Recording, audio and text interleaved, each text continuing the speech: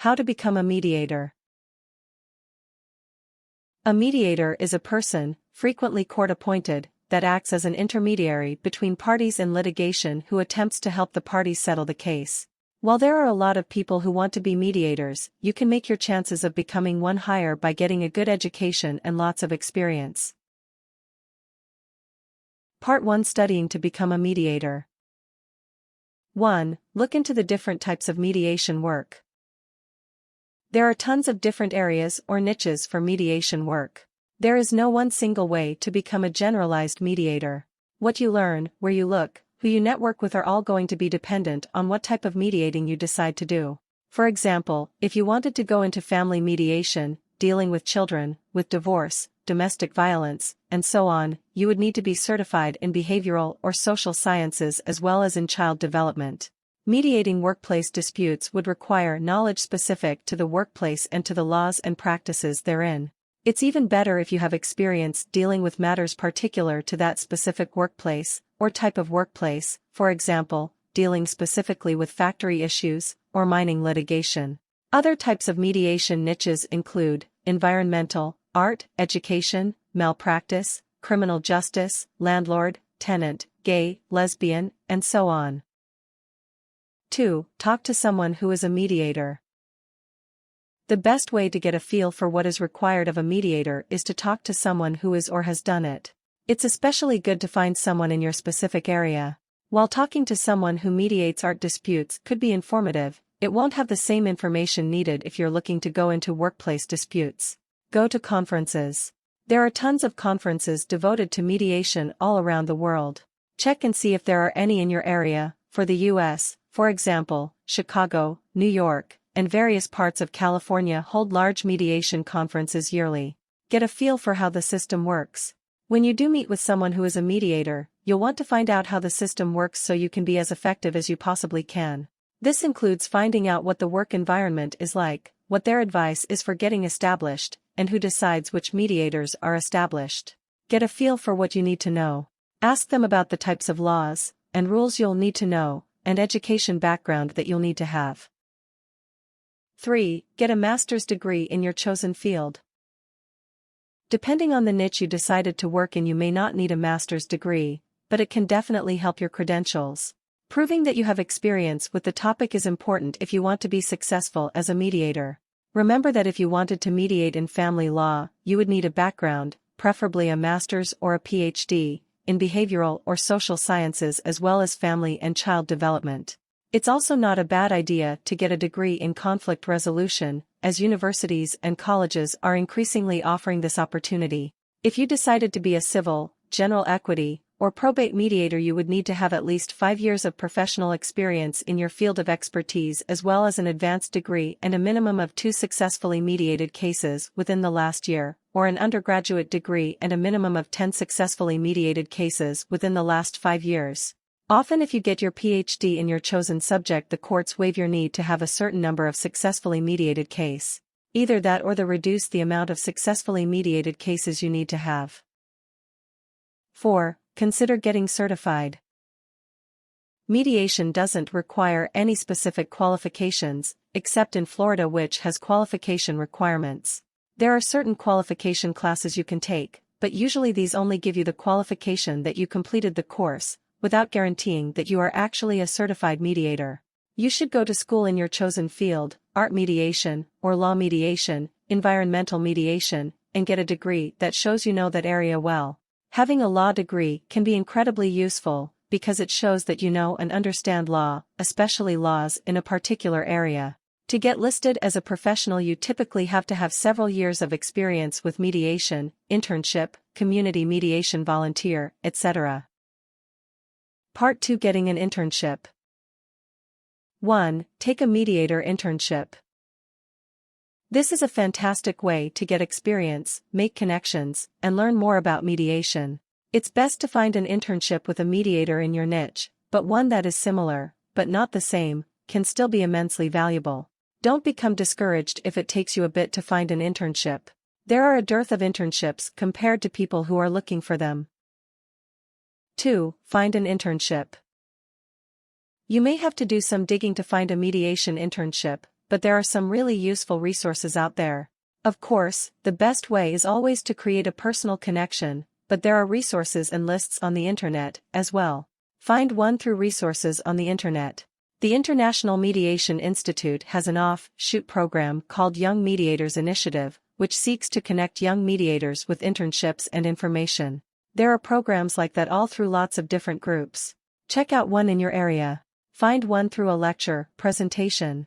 If there are mediation classes or lectures in your area, go to them. Chances are you will meet someone who can hook you up with information about local internships. If you're in college or in a PhD program, talk to your professors or career counselors. Find one at a conference. It's important to go to conferences about mediation, especially conferences about your specific area of mediation. Talk to people who you know are involved in your area of mediation and see if they can point you in the direction of an internship. 3. Observe a mediation. You will probably observe at least a few mediations while you're in your internship. Even if you can't find an internship, you can talk to local mediators in your area to see if you can sit in on a few of their mediation cases. Remember that if you do sit in on a mediation, you'll probably have to sign confidentiality waivers, but this is good practice for the future when you're a fully fledged mediator. 4. Get the most out of your internship. After going through all the trouble to secure an internship, you'll need to make sure that you use it wisely. Internships are great places for learning under supervision and getting hands-on experience, as well as making connections with potential colleagues and clients. Make sure you know what the expectations are. If you have these lofty visions of mediating your first cases, only to find out that your duties include doing a lot of copying and putting together packets, you're going to be disappointed. Hash out the details of your internship before you start so you know what to expect. If there's a problem or something is not going well, make sure to talk with your supervisor. There's nothing worse than having bad things foul up your internship. If the expectations aren't getting met, or there are other problems, make sure that you talk to your mentor or supervisor, and if they are part of the problem, go to someone who can help you in the organization. Build connections with the people you meet during your internship. Ask them for letters of recommendation, or to serve as your references as you move on to establishing your reputation and skill in mediation. 5. Get feedback from your mentor. This is incredibly important, because you want to make sure that your strengths and weaknesses are being evaluated by someone who knows what to look for. Try to set up a regular time to meet with your mentor after mediations you've been involved in so you can see what you have to work on. Set this feedback loop up before you start your internship so your mentor has time to get prepared to pay attention to how you're doing and what could be improved. Don't spring this request on them immediately preceding your mediation case. Part 3. Establishing your reputation. 1. Practice until you're confident in your skills. If you want other people to recommend you for jobs and pick you to be their mediator, you have to be confident in your skills. This means constantly improving and honing your abilities, constantly learning new skills and new ways of mediating. Take on classes that do role play. You can participate in classes in your area, or you can do this with other mediators if you start up or join a study group. Role-playing cases can help you get a feel for the best ways to mediate. Volunteer to be a community mediator. There are lots of programs, typically with courts, that allow you to be a volunteer mediator. This is a great way to get more experience, as well as make connections. Practice mediator skills day to day. This includes constantly thinking of reframing problems, staying calm in the face of conflict, juggling opposing views without adhering to one or the other. 2. Join an established mediation program. There are mediation programs affiliated with courts, and there are national organizations as well as local organizations. Which you choose will be dependent on what your needs are. If you're looking to be affiliated with a court, you might start there. A lot of these established programs offer arbitration training, usually in a voluntary capacity. This is also a great place to find a more experienced mediator to do a co-mediation with, so that you start to feel more comfortable with the skills needed. 3. Handle your first case. Mediation can be difficult for the mediator. You have to stay calm and impartial, and offer up potential solutions. This requires a lot of on-the-spot thinking as well as good preparation. Expect the unexpected. No matter how well prepared you are, one or another of the sides in the mediation case is going to bring something to the table that you weren't expecting. If you're expecting that there will be unforeseen developments, you might be surprised, but you won't be caught off guard. Listen, listen, listen. Part of your job is to make sure that both sides feel like they've been heard by an impartial observer. Make sure you understand exactly what each side is saying in their arguments and that you show both sides that you're committed to hearing them both.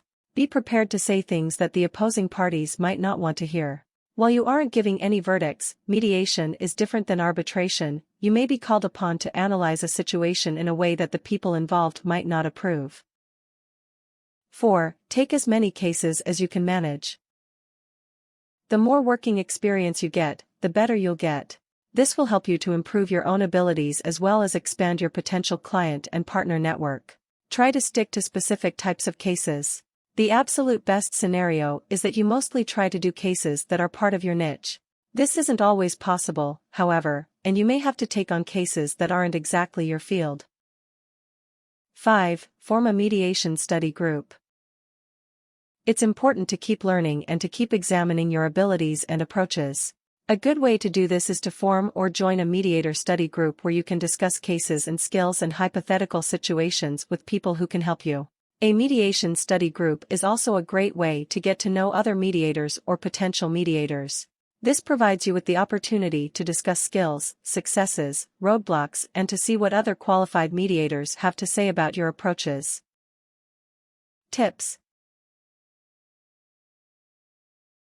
Part of being a good mediator is that your learning is ongoing. You can find good online courses to keep your skills sharp, or you can participate in local classes and courses. Warnings. There are a lot of people seeking mediation positions, so finding one can be a bit of a challenge. The better you network with other mediators and people who deal with law and arbitration cases, the more likely you are to find mediation jobs.